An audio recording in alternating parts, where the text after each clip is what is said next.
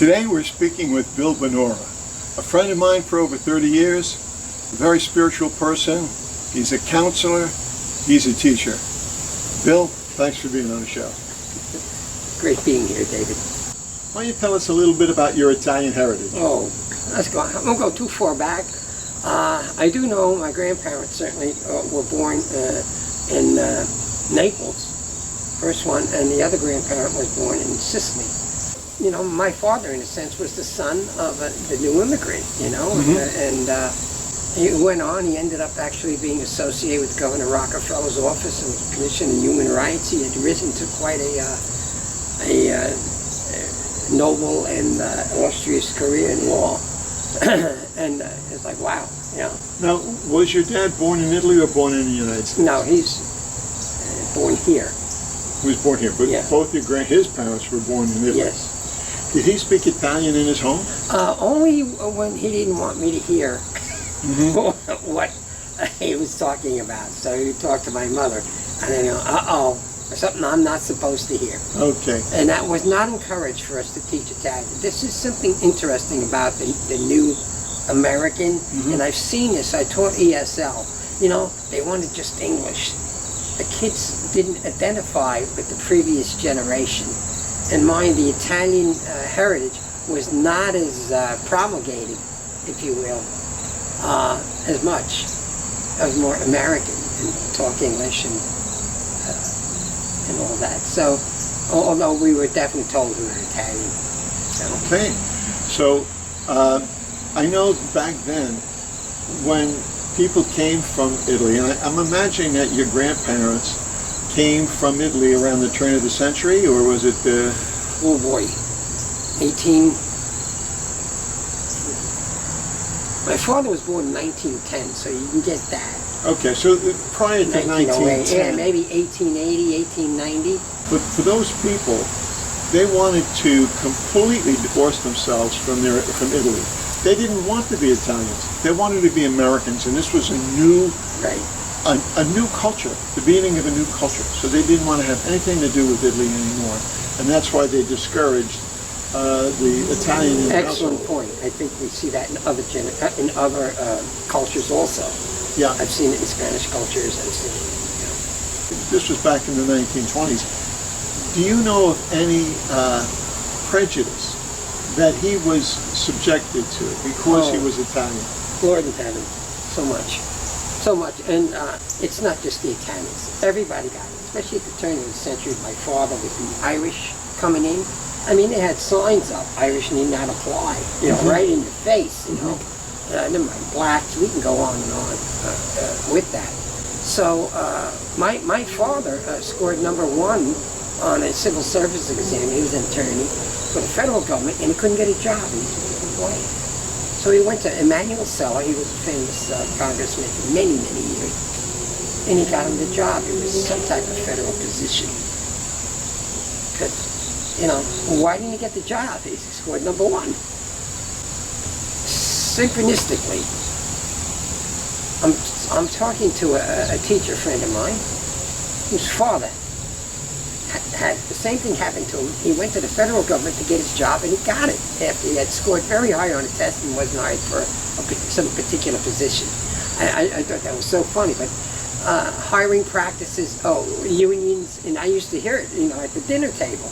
You don't get into certain unions unless you're of a certain race. And the Italians weren't the right one.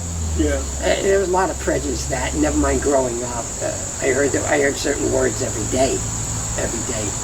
Now, did you grow? Italians, you know. Did you grow up in an Italian neighborhood, or what kind of? No, German Irish. So you were like a standout family. Yeah, we were second. You know, so going to that, you know, that's kids being kids too, developmentally. Then there was a lot of like racial talk that we would never accept today that I experienced. Well, I get the feeling that you're a very forgiving and understanding person, and I attribute that to your counseling background, and also you have studied Buddhism quite a bit. Why don't you tell us a little bit about your counseling, your studies in that, and your studies in Buddhism? Yeah, I did my graduate work at the University of Houston You might have heard of Brene Brown. She was on TV. She Oh, wrote yeah. some books. Right. She went to the same school. She was a professor there. And I fell in love with trying to work out my own inadequacies and psychological issues. I had to go to graduate school. And I did. And after that, I followed more studies. And then Buddhism was almost, I called a natural psychotherapy, because they address aspects of the personality and the spiritual growth, such as, I love this, never mind these very esoteric meditation practices, a lot of woo, but a lot of practical advice on dealing with the pains of life. And I was fortunate enough to be with the teacher for many years, personally. We'd be on the phones every night because he was retired, and I became good friends with him. He was from Amityville, no doubt, no less, and he was a professor of philosophy, Fordham in Stony Brook. So could you give us an example of some the practical applications of Buddhism to everyday life? How do you apply this in a practical manner? Okay. Yeah, good question. That's why I adopted, and I don't want to say I am a Buddhist. I don't like to identify. I'm a Roman Catholic. You were raised Roman Catholic, obviously. Oh, yeah, very much. Okay. Have you rejected Roman Catholicism? Some of its basic tenets, yes. But I always find myself quoting from the Bible to bring up a universal truth. So, you choose what works for you. Going back to the question of the application, Buddhists like to say, hey, how do you deal with anger? I went through 20 years of Catholic school, whatever it was. They never said, here's how you deal with anger. Nobody told me. They just said, don't be angry. Right. You know what I mean? Right, they just said, how do you deal with lust? What do you do? What do you do with? There was none. There was just these rituals, and that was it. And go to confession. The Buddhists will say, okay, what do you have a craving for? I want that car. I want that status. I want that big job. A Buddhist may meditate on saying, let's talk about why you wouldn't want the job. Oh, just because my stress is going to triple when I get the promotion? Think about that, Think about the expenses you have for the newer car. Think about what you lose, how many places you couldn't go on that's going into the car. In other words, it's called cultivation of the opposite. When you look at that food, you just think about it. Yeah. What do you think that's going to do to your body later on? On and on and on. Whatever it is, you've tried to find it. That's one technique, but there are many techniques in dealing with anxiety, which I found very helpful. Attention and focus, ADHD, and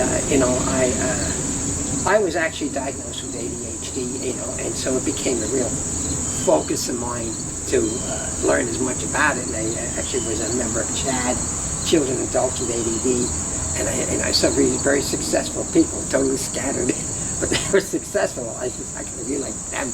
And I learned a lot about that and how the breathing techniques and meditation techniques, and I think alleviate a lot of symptoms without drugs. I'm very much, drugs are palliative, as they say. They're temporary. They should be. They're over-drugging a lot of kids these days. Too early, they develop it. It's a personal observation of mine, and it's supported by a lot of doctors in the field. Well, I know you've studied Buddhism quite a bit, and you've applied a lot of these Buddhist techniques to practical problems. One of them is anxiety. How do you deal with anxiety using some of these Buddhist techniques? Yeah, they're very helpful, and I'd like to say they predate psychology by a few thousand years. If you go to Harvard Medical Clinic, they're using Buddhist techniques to help with depression, and they call mindfulness meditation, and it's definitely well received. So what is a specific technique? Okay, it's very it's simple, but it's not, it's breathing. When you're anxious, usually your breath is short. So it may be micro tensing. Your arms tense, your stomach. Watch a person's breathing, you know where they're at. So you go, oh man, you've got to switch that, because the brain starts to go, That's in flight mood. Get out of here.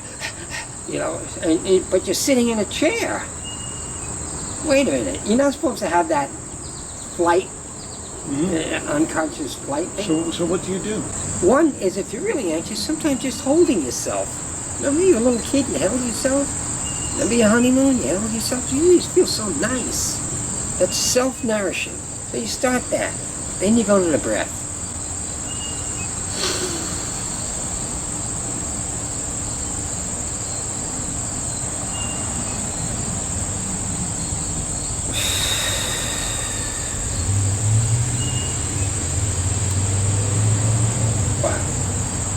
I only did one. Maybe you can notice even a subtle change in my rate of speech, my elocution, what's going on. So you do that several times when you're anxious. The body's going to get notice, the brain notices, and you slow down. Anytime you're anxious, it's long, deep breaths. Do about 10. So that's wonderful. Is there a specific technique for depression? I know we're living in a very depressing time. Well, no, depression is a feeling, and it's driven by thoughts, and it's driven by maybe physical. So, you know, if you're depressed in the living room, I tell you, get out of the living room, go on the porch, change your movement. Sometimes movement can alleviate depression. So if you're exercising, you're getting fresh air. You know, you want a drug, here it is, this backyard. You know what I'm saying? It's so beautiful here. I mean, I'm giving you, you know, kind of... well, very general, yeah. Yeah, general, because you use the word depression. Yeah. There's depression and there's depression. Some people are sort of locked in, you know, they've got to be separated. But you change that, and then you have to really go to talk to people. That oneness, I think I talked about earlier on the tape. That helps, that connection. Look, I'm feeling depressed. Let me tell you about it. Oh, how do you feel? And after you speak, all of a sudden, gee, it's a little better. And a lot of depression is based upon unrealistic thoughts that are not really true. If you hear a person depressed, this is awful. And I can tell, I'll give you an example of somebody I know died, you know. Hey, it can throw you into great grief and sadness. Telling them, oh, you know, they're in heaven and they're happier than you are and they're free, that doesn't help. That only helps later. Feel what they feel, because they're stuck in that perception of this is forever, and, you know, it's not forever. All the thoughts that we have around grief or unhappiness are not totally true. They can be countered with another thought. I broke up with my girlfriend. You know, tell that to a 20-year-old. You know, they'll meet somebody else in, you know, 2 months. But you can't tell them that. But, you know, a nourishing thought is eventually, you know, you will find somebody else. The odds are in your favor, etc. So you have to attack the, what they call the irrational, exaggerated thoughts that most depressives have. Nobody cares about me. Well, who do you care about? Throw it around. How do you extend yourself? How do you push people away? What is it? Does so-and-so care about you? Yeah, well, she cares about you. I said, what about so-and-so? Oh, yeah. All of a sudden, you chip away at the irrational thought. So depression, although it's a little complex, is, you know, is addressed by changing thoughts and having a loving, supportive community. Not putting a person necessarily in a hospital environment that can be very isolating, believe it or not. You know. Well, that's a very optimistic outlook, and certainly one that I hope would work. I know you're a vegetarian. How did you come to the decision to be a vegetarian? There are two reasons I'm vegetarian. One is ethical. The killing of animals, which are sentient, loving beings. When anybody's raised their dog or their cat or their fish even, they gravitate towards you. They need you. Watch how they take care of their young, they'll take care of yours. You've seen dogs around babies. We see animals rescuing other animals. We see animals grieving. Anybody who's had a dog who's lost another animal in the house, that dog grieves for weeks. It's something to watch. There's something. We don't have to eat meat. Now the problem is, it's not only that ethically, health-wise. The meat sits in your body 3 days. Not vegetables, not fruits and vegetables. It goes right out. It eliminates the body right away. You have no problem with constipation or anything. But it sits there and it festers. And colon cancers, and you said, I think, are higher, much higher, in meat eaters and non-meat eaters. Yes, I've heard that. I've heard that. Now, was there an event that turned you away from meat? I know you mentioned something about living in Texas. Well, yeah, I live near a slaughterhouse. Not live near it, when driving past the Rio Grande, the slaughterhouse, and you could smell meat, awful odor, from the slaughterhouses. And that was certainly a turn off. But what got me on it was the ethical, and then reading more about the health aspects of it. So how do you get your protein? Proteins are gotten many places. You just find nice substitutes. You don't even miss it. I have tempeh. Tempeh is like soy, and it comes in bricks, and it's solid. You put a little pseudo cheese on it. It's not real cheese, but like that. Put ketchup on it with a bun. You think it's a hamburger, but it's not. You boil it in olive oil. It's delicious. So you have things that imitate meat. You have soy products. You have rice and beans, which is a complete protein. Brown rice, that is. You have all sorts of other ones that you could do. So it's not like you're depriving yourself. And how do you get carbohydrates then? Do you eat bread? I do. I'll have that with my eggs in the morning. So you eat eggs also? I eat eggs. I'm what they call an vegetarian. Okay. I won't kill you, but I'll steal your eggs. That's what I tell my chickens. So I think carbohydrates can be gotten from many foods. Okay, like the complex carbohydrates. That's what you want. A lot of fruits, a lot of vegetables. They say nuts. You got it all. So you said you eat bread, but bananas. a lot of bananas. Well, bananas are great, but what kind of bread do you eat? It's called sprouted bread. It's not the way it's processed in the store. All that white bread is junk food. It's really not good for you. It's sprouted and organic and all that. So I'll have that. It's called Ezekiel.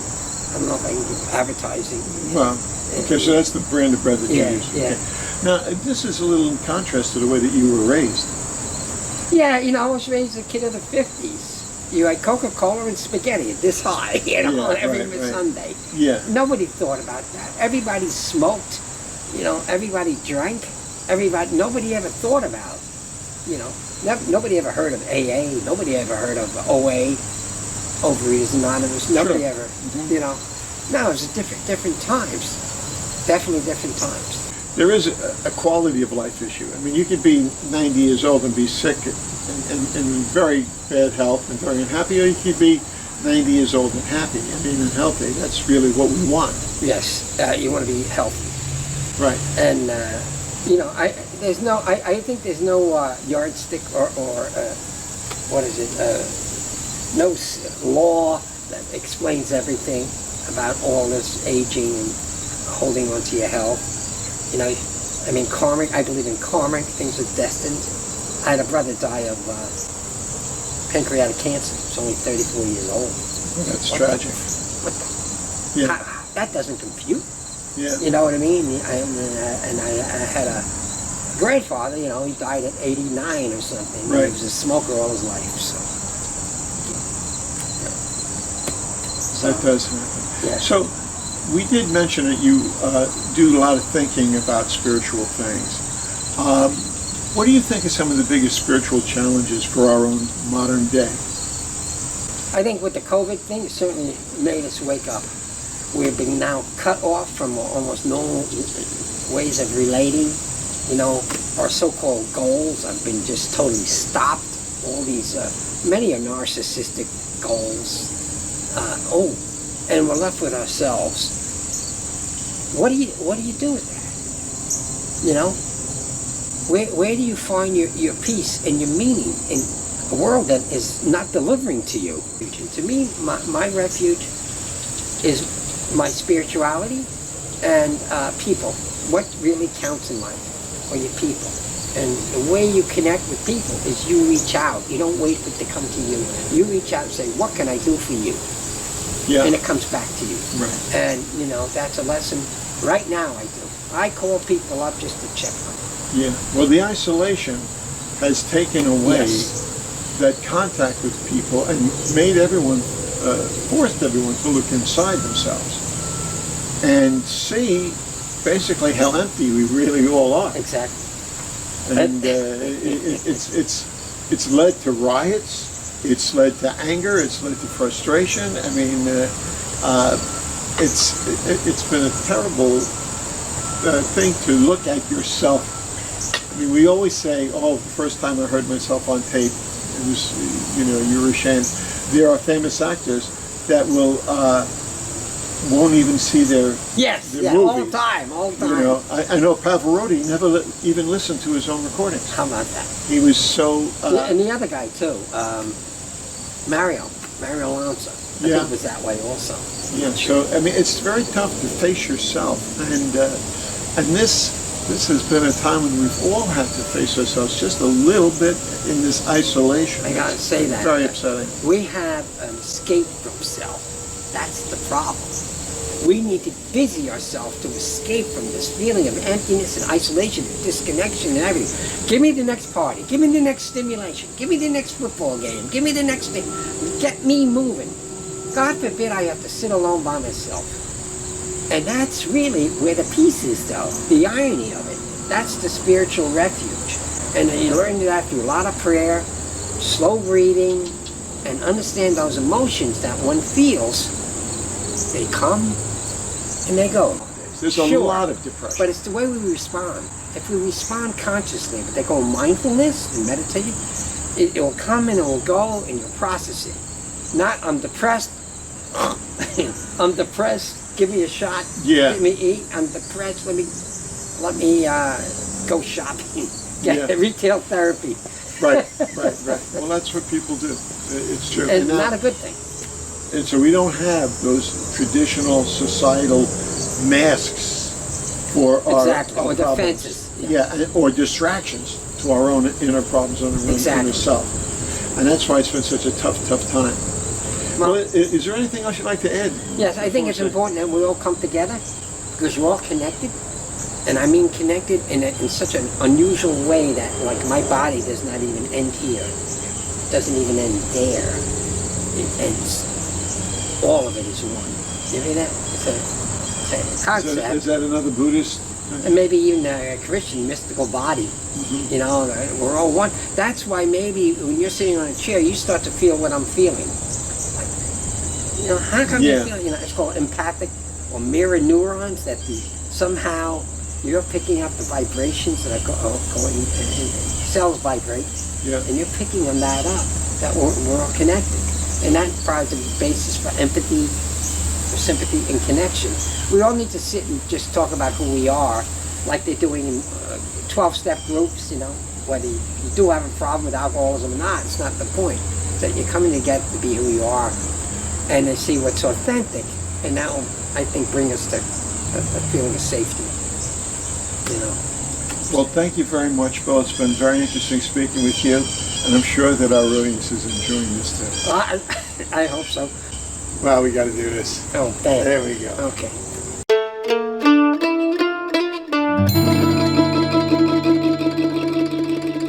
The overwhelming majority of Italians and Americans of Italian descent are Roman Catholic, but there are 160,000 people who practice Buddhism in Italy.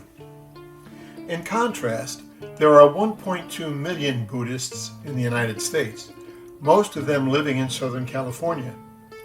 Many American Buddhists are Asian immigrants or people of Asian descent who are Buddhists by birth, but there are many American Catholics who have turned to Buddhism for many different reasons.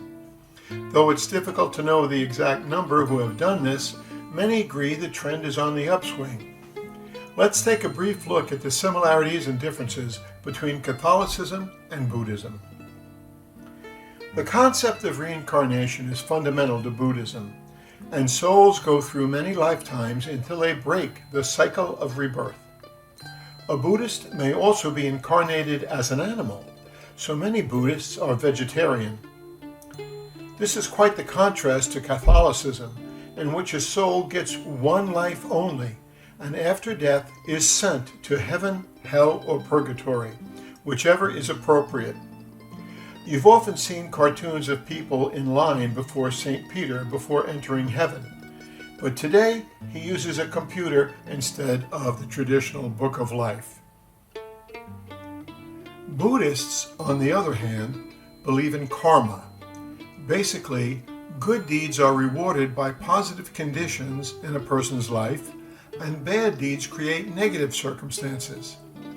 This karma may also carry over into a soul's next incarnation, and in some cases, after death, a soul may go to Naraka, a hellish place that is nevertheless not eternal.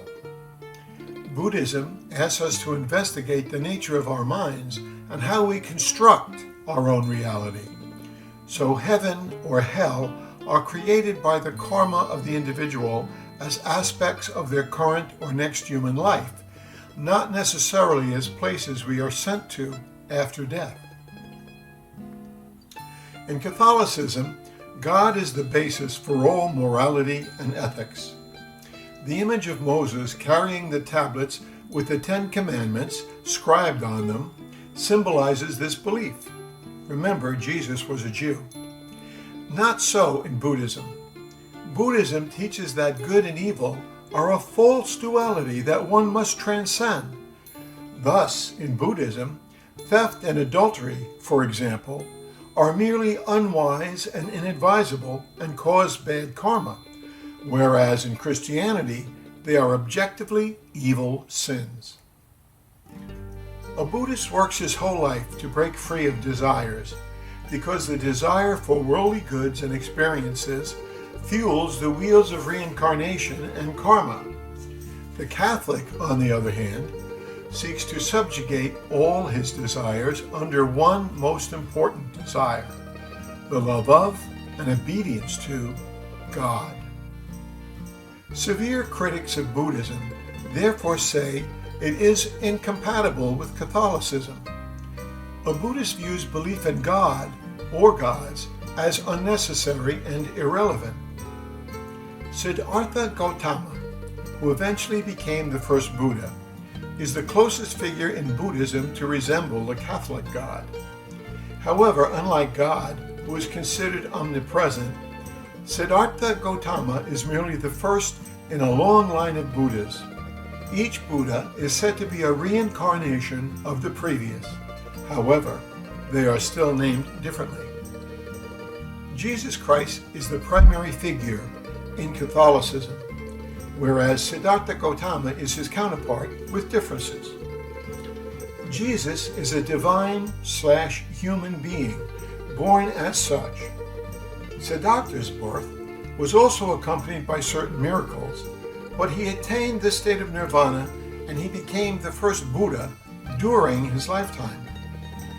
Buddhas are not considered gods, nor are they considered to be merely spiritual teachers. They are humans who have transcended the material existence in some important way, specific to the details of the kind of Buddhism in question. And like Jesus, they can perform certain miracles, though they may be reluctant to do so. The religious leader of Catholicism is the Roman Catholic Pope. While there are many sects of Buddhism, the head of the Tibetan sect of Buddhism is the Dalai Lama. Despite the differences in doctrine, both leaders have acknowledged each other's presence with respect, and, unlike other religious leaders who tend to discredit or lambaste opposing leaders, the Pope has gone as far as to declare that Buddhism has permeated into Western culture with a very positive effect.